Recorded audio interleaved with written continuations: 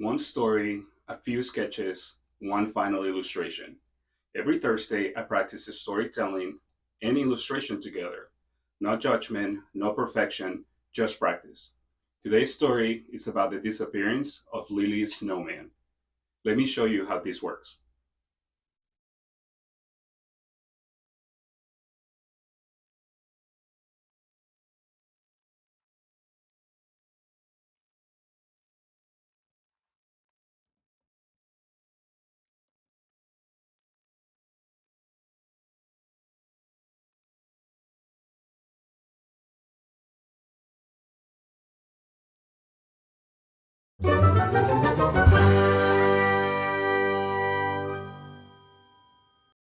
Hi, I'm Carlos, and I'm learning to become a children's book writer and illustrator.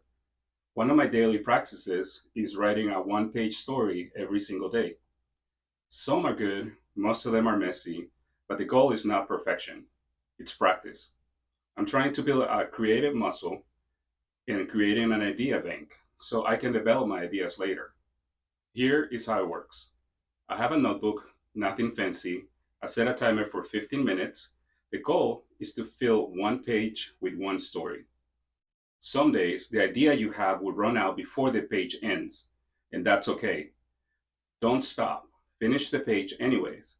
You are allowed to switch stories midway if you need to, but the goal is to finish. Other days, the story will feel good and will excite you to keep going, and you might end up writing 2 or 3 pages instead. The whole point is to grow your imagination and to make creativity a habit, something that comes to you naturally, and you will never run out of ideas to illustrate again. On this video, I'll be doing something a little bit different. I'm going to read you one of the stories I wrote this week, and I will show you an illustration I created inspired by the same story. So let's begin. The case of Lily's disappearing snowman. Time 10:35 a.m. Location front yard of Lily's house. Weather cold enough to make mom say, "You need an extra layer." The victim was already crying when we arrived. Detective Charlie, lead detective, Detective Goosey, assistant, partner, and a snack carrier. We came as soon as we were allowed to leave the house after breakfast and after picking up our toys. "State your name, ma'am," I said, flipping open my notebook. "My name is Lily," she sniffled. "And tell us what happened." "Yesterday, after the snowball, my friends and I built a snowman. We decorated him. We even had a snowball fight after. But this morning," her voice trembled, "this morning he was gone." She pointed to an empty patch of the snow. "Please, you have to help me find him." I adjusted my detective hat. "Calm down, ma'am. First, we need to investigate the scene of the crime." "The snowman has stood right here, huh?" "What was he wearing?" I asked. "A red scarf and a pink hat." "And you left him to play?" "Yes." "Did you make anyone upset during this snowball fight?" "No, I'm one of the most pleasant girls you will ever meet." Suddenly, "Detective Charlie, Detective Goosey!" We turned. Another girl was running towards us, crying. "My snowman is gone too!" This was no ordinary case. We followed Veronica to her house. She explained that she and Lily had built a snowman together. They both joined the snowball fight together. As we investigated her backyard, Detective Goosey gasped. Footprints leading behind the house. And there, Ruffles, the family dog, happily chewing on a red scarf, the same color as Lily's snowman. We turned to Veronica. She stepped back. "I didn't do it, I promise." And she ran.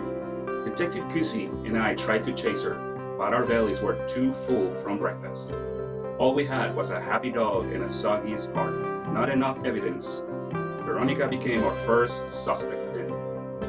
We knocked on her door later. Her parents said she had been inside all morning. No snow on her boots, no wet gloves, no pink hat, no evidence to match the crime. We were wrong. We found Timmy playing field hockey in his driveway. "Did you see anything suspicious?" I asked. "Well," Timmy said, "I did see Mr. Smith from the red house get upset when a snowball hit his tire." Detective Goosey and I locked eyes. "We have a motive." We marched to the red house. Mr. Smith opened the door. Yes, sir, I said, lowering my voice. Where were you last night? Inside, watching a documentary about penguins. Did you dislike snowmen? He blinked. I dislike icy sidewalks. He checked his yard. No snow chunks, no hat, no scarf.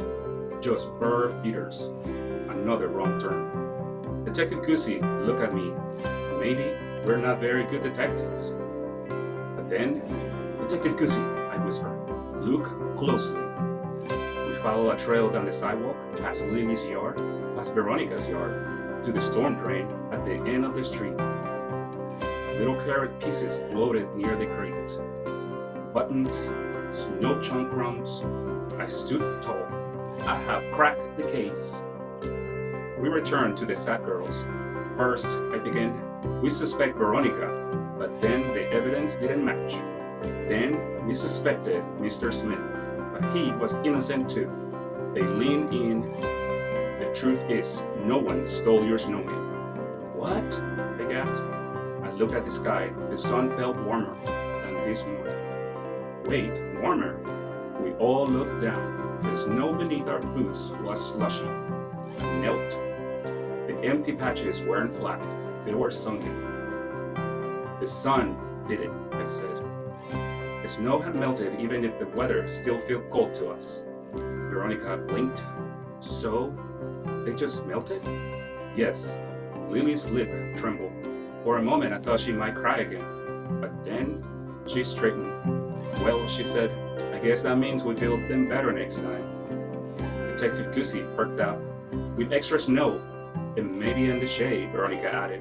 And a few were snowballs near car tires, I said carefully. They laughed. Lily looked at the empty patch. I thought someone took him, she said. But maybe sometimes things just disappear. That's right, I said. And good detectives look at all the clues before blaming someone. Veronica looked at me. I'm sorry I ran. I'm sorry I suspected you, I said. Detective Goosey gazed close. The next fall came and we built 3 snowmen, bigger, stronger, with double scarves, and when the sun began to set, we took one last look, because now we understood some things just melt. And sometimes that's okay. The end. That's the story for today. Some days the story clicks immediately, other days it takes me a little while to finish it. This one was somewhere in between. It came to me after our most recent winter storm, and the next day most of the snow had melted away. But here's what I love about this practice. I don't wait for the inspiration or the ideas to come. It helps me view my environment a little bit different, and then I write about it. The more I write, the easier the ideas develop. The more I draw, the better my illustrations get. And the more I combine them together, I'm becoming able to craft a story worthy of a book, a story that needs to be told and to be shared. So here's the final result. What do you think? Does this kind of practice resonate with you? If you want to try this for yourself, grab a notebook and set a timer. Write a 1 page, see what happens. You might surprise yourself. I'll be doing this every Thursday, one story, one illustration. If you want to follow along, subscribe. And if you try this exercise, tag me or leave me a comment. I would love to see what you have created. That's it for today. See you next Thursday.